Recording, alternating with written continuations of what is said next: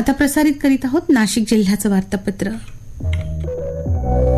श्रोते हो, आता आपण ऐकणार आहात नाशिक जिल्ह्याचं वार्तापत्र. परतीच्या पावसाचा शेतकऱ्यांना फटका, शेती पिकांचं नुकसान, आर्थिक स्थिती बिकट असलेली नाशिक जिल्हा मध्यवर्ती सहकारी बँक राज्य सहकारी बँकेत विलीन होणार आणि नाशिकसह राज्यभरातल्या 10 शासकीय वैद्यकीय महाविद्यालयांचं प्रधानमंत्री नरेंद्र मोदी यांच्या हस्ते लोकार्पण. या होत्या गेल्या महिनाभरातल्या नाशिक जिल्ह्यातल्या ठळक घडामोडी. या आणि इतर घडामोडींविषयी सविस्तर माहिती देत आहेत आमच्या नाशिक जिल्ह्याचे प्रतिनिधी संजय पाठक. यंदा पावसाने शेतकऱ्यांना मोठी साथ दिली. मुबलक पाऊस झाल्यानं नाशिक जिल्ह्यातील धरणे भरली आहेत. मात्र असे असले तरी परतीच्या पावसाने शेतकऱ्यांना दणका दिला. अनेक भागातील कांदा, मका, भात, भाजीपाला आणि सोयाबीन या शेत पिकांचं नुकसान झालं. मालेगाव तालुक्यातील शेतपिकांना या पावसाचा सर्वाधिक फटका बसला आहे. या पावसामुळे 750 हेक्टर क्षेत्रावरील शेत पिकांचं नुकसान झालं आहे. दरम्यान जिल्ह्यातील बहुतांशी धरणं तुडुंब भरली असल्याने गंगापूरसह 13 धरणांमधून पाण्याचा विसर्ग करावा लागला. राज्य शासनाच्या पीक विमा योजनेमुळे नाशिक जिल्ह्यातील शेतकऱ्यांना मोठा आधार मिळाला आहे. गेल्या वर्षीच्या नुकसानीमुळे अनेक शेतकऱ्यांनी पीक विम्यासाठी दावे केले होते. त्यातील 5,17,000 शेतकऱ्यांचे 656 कोटी रुपयांचे दावे मंजुरीच्या प्रतीक्षेत होते. ही रक्कम मंजूर झाल्याने शेतकऱ्यांना दिलासा मिळाला आहे.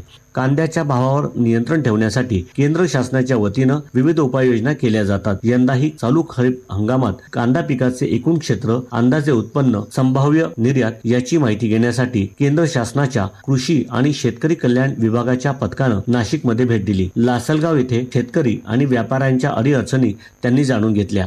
नाशिक जिल्ह्यातील शेतकऱ्यांची अर्थवाहिनी असलेल्या नाशिक जिल्हा मध्यवर्ती सहकारी बँकेची आर्थिक स्थिती बिकट असून शेतकऱ्यांच्या ठेवी त्यांना मिळत नाहीत. त्यामुळे ही बँक राज्य सहकारी बँकेत विलीन करण्याचा ठराव नाशिक जिल्हा मध्यवर्ती सहकारी बँकेच्या वार्षिक सर्वसाधारण सभेत घेण्यात आला. या बँकेवर सध्या प्रशासक नियुक्त असून त्यांच्या अध्यक्षतेखाली वार्षिक सभा घेण्यात आली. थकीत कर्जफेडीची सामोपचार योजना पुन्हा सुरू करावी असा ठरावही यावेळी करण्यात आला. राज्याच्या विधानसभा निवडणुका तोंडावर आहेत. त्यामुळे राज्य शासनाकडून अनेक महत्त्वाचे निर्णय घेण्यात येत आहेत.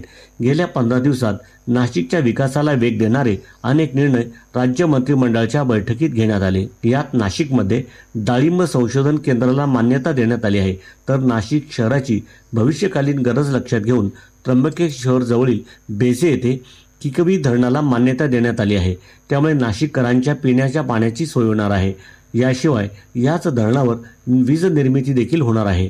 सध्या विधानसभा निवडणुकीचे पडघम वाजू लागल्यानं विद्यमान आमदारांच्या मतदारसंघात विकास कामांचे लोकार्पण सोहळे करण्यात येत आहे. त्याचबरोबर पक्षीय पातळीवर इच्छुकांच्या मुलाखती देखील घेतल्या जात आहेत. नाशिक शहर काँग्रेसच्या वतीनं एकूण 64 उमेदवारांच्या मुलाखती काँग्रेस पक्षाचे निरीक्षक कृणाल पाटील आणि खासदार डॉक्टर शोभा बच्छाव यांनी घेतल्या. भाजपच्या वतीने नाशिकमध्ये निरीक्षक पाठवून ज्या मतदारसंघात भाजपाचे आमदार आहेत त्या मतदारसंघातील इच्छुकांची प्रत्येकी 3 नावे पसंती क्रमानुसार पदाधिकाऱ्यांकडून लिफाफाबंद पद्धतीने मागवण्यात आली. केंद्रीय सुरक्षा बलाचा 40वा स्थापना दिवस केंद्रीय रेल्वे आणि माहिती प्रसारण मंत्री अश्विनी वैष्णव यांच्या उपस्थितीत पार पडला. यावेळी रेल्वे सुरक्षा बलाच्या 9 तुकड्यांनी शानदार संचलन केलं. रेल्वे सुरक्षा बलामुळे अनेक घातपाताच्या घटना टळल्या आहेत. अतिरेकी पकडण्यात आले आहेत. अनाथ मुलांचा शोध देखील घेण्यात आला आहे. याबद्दल रेल्वे मंत्री वैष्णव यांनी सुरक्षा बलाचे कौतुक केले. नाशिकच्या रेल्वे प्रशिक्षण केंद्राच्या आधुनिकीकरणासाठी